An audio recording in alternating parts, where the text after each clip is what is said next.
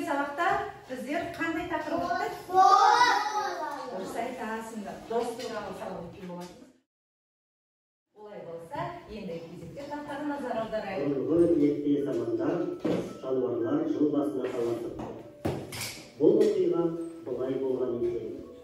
Орман ортасында ұйықтап жатқан қоян есіне ұйқыдан жаңа оянғандай жан-жағына қарап біреулерді іздейді. Сол сәттен бастап ешкімді көрместен өзінен-өзі билей жөнеледі. Қоянның билеп жүргенін көрген орманның түрлі жануарлары жиналады. Олар да билеп қоянға қосылып кетеді. Бидің аяғында сағаттың соққан дыбысын тыңдап тұрып қалады. Бұл не? Енді сұрақ балалар. Не көрдік? Әр қарата мультфильм не туралы? Жануар туралы көрдік, сонда не туралы деп ойлайсыңдар? Бүгінгі біздің темамыз жануар туралы. Ертегіміз ол тақырыпта бар. Бүгінгі жыл басына таласқан хайуанаттар атты тақырыпта мультфильмді көрдік. Жыл басына таласқан хайуанаттар деген тақырыпта мультфильмді көрдік.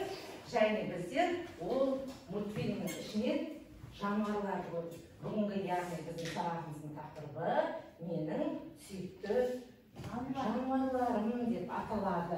Менің сүйікті жануарларым. Бүгінгі сабағымыздың мақсаты қоршаған ортадағы белгілі бір визуалды элементтерді қарапайым тәсілдермен бейнелеу деп аталады. Олай болса, сіздер орныңыздан тұрып, мына жануарларды таңдап ала қойыңыздар. Енді балалар, қолдарыңызға алған жануарларды, кімнің жануары, үй жануары? Мына топқа жайғасаңыз, кімнің жануары жабайы жануар, екінші топқа жайғасаңыз. Біз енді жаңа сіздер жануарлар таңдау арқылы жануарлардың барлығын сөмкелеріңізге салып қоямыз. Салып қойыңдар сөмкелеріне. Осы арқылы біз ұпай жинаймыз, балалар қазір жасаған жұмыстарымыз арқылы. Енді жануарлар жалпы балалар ол екі топқа болады. Үлкен екі топқа бөлінеді. Үй жануарлары және жабайы жануарлар. Қазақстан Республикасы жер көлемі жағынан 9-шы орында тұр. Ол, яғни Қазақстан Республикасының жері өте кең, үлкен деген. Қазақстан Республикасында көптеген жан-жануарлар, аң-құстар мекен етеді. Орманда мекен ететін, тауда мекен ететін, және жерде мекен ететін, сонымен қоса үйде мекен ететін жануарлар бар екен. Енді жануарларды бейнелейтін саланы анималистика деп атаймыз. Ал жануардың суретін салатын адамды анималист деп атаймыз. Қане қайталай қояйықшы. Жануарларды бейнелейтін саланы анималистика. Айта қойыңыз. Ал жануардың суретін салатын адамды анималист. Жақсы. Анималист деп айтады екенбіз. Енді балалар, мен сіздерге мінекей мына суреттерді берем. Осы суреттерді біздер қазір бояймыз. Әдемі болады екен балалар. Олардың қандай бояулары бар, сол бояумен тез-тез ала қойыңдар. Жоқ бояуларында көршілерінен сұрап алуға болады.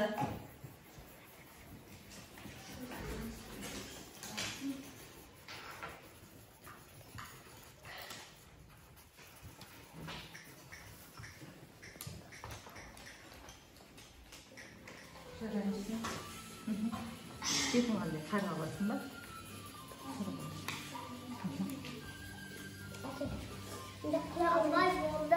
Болдым. Қайнеке аяла алып келе ғой. Көрмеге орналастырамыз. Бізде екінші болып аяла болды. Бізде болды.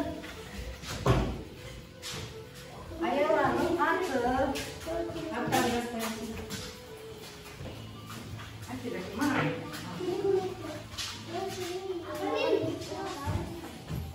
Бізде бұл Ерғазының мысығы. Ерғазы үй жануарын бейнеледі. Мысық жақсы көресің ба, Ерғазы?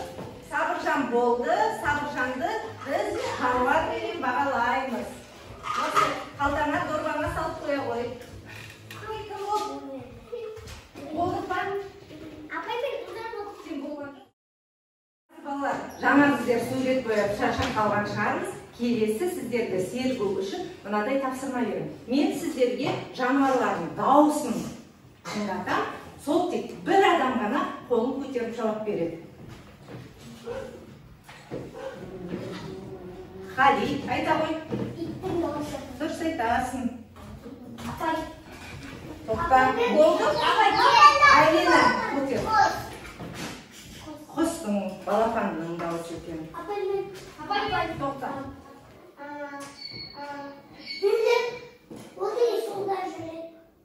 Жоқ, дұрыс емес. Тыныш. Дұрыс айтады Сабыржан. Есектің дауысы балалар.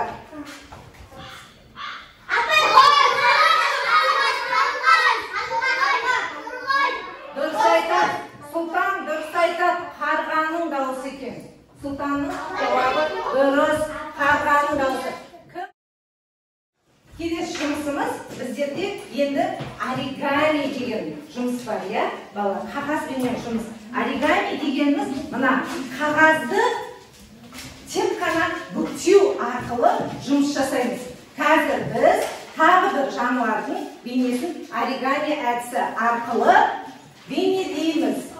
Мынадай оригами әдісі арқылы түлкі жасауымыз керек. Ұқсай ма түлкіге? Бірінші бізде жабайы жануарлар тобына болған Азина екен. Азина Ұлжан бірінші ұпайын алып отыр. Екінші топтан болған оқушылар ма? Жоқ екен. Жұмысымыз жалғастырамыз. Енді балалар, жаңа біздер айттық, жануарлар, жабайы жануарлар бұл екі топқа бөлінеді. Мына топта бізде орманның белгісі тұр. Бұяқта қай жануарлар орналасады? Жабайы. Мына жақта үй жануарлар. Енді біздер мына маймылды алып барамыз. Кім шығады тақтаға? Айлина шығады. Шығамыз ретінен. Айлина маймыл қаяқтың жануары? Үйдікі ма маймыл? Үйде тұра ма? Үй жануары ма? Орман. Дұрыс айтады. Қане орманға маймылыңды ұста.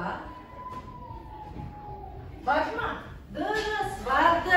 Келесі. Ерке. Тезде жүгіп тұрайын тұрамыз. Тез. Қане? Түлкі келесі.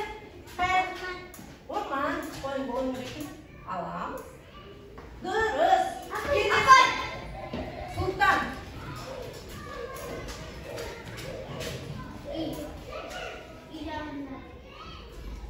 Орманға сояққа барама. Әтеш орманда тұрама балалар. Дұрыс емес. Сұлтанның жауабы дұрыс емес екен. Бізде жаңа шыққан Айлина шықты, сосын Ерке шықты. Келесі Қали.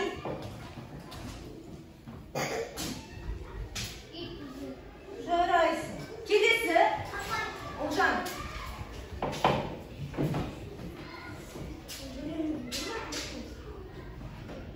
Жарайсың. Келесі Аяла.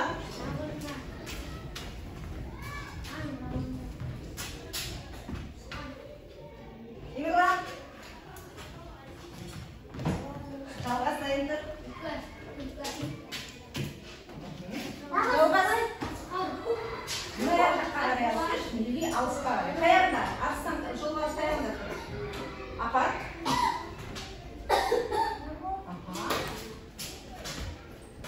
Қаяққа? Дұрыс. Келесі. Жоқ. Ерғаш. Айтпаймыз деді. Жарайсың. Кім шыққан жоқ? Кім шыққан жоқ? Сабыржан, келе ғой.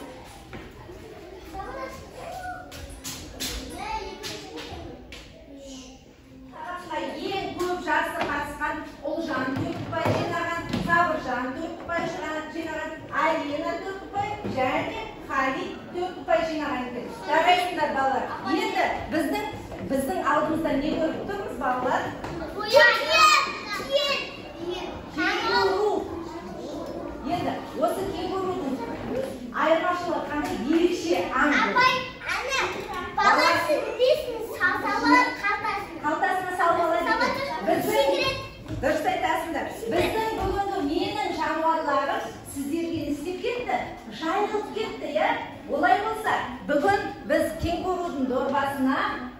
жануарларымызды қамаймыз, жинаймыз. Сондықтан бүгінгі сабақта не ұнады, сол туралы бір сөз, ұнамай қалған тұсын, ұнай қалған тұстарын айтып, жануарларды жинаймыз кенгурудың қалтасына. Қане тұрдай? Қане? Айтады. Ұнаған тұсы сабағында, ұнамады ма Алиса? Маған сабақында. Қай жері? Сүйірді аталған. Тақтамен сәйкестендіру жұмысына жарайсың. Отыра ғой. Алина. Тақтада жұмысы сәйкестендіргеніміз ұнады. Жарайсың. Отыра ғой. Жануар ұнады. Жануар бояған ұнады ма? Еркеге бояған ұнады ма? Жарайсың. Аяла саған. Дұрыс, тақтамен сәйкестірген ұнаған екен, да? Жарайды. Бүкіл жануарымызды қамаймыз қайттан кері қарата. Тайын. Жануарлар. Балалар, біздер менің сүйікті жануарым деген тақырыпта сабақ өттік. Осыменен біздің сабағымыз аяқталды. Сау болыңыздар.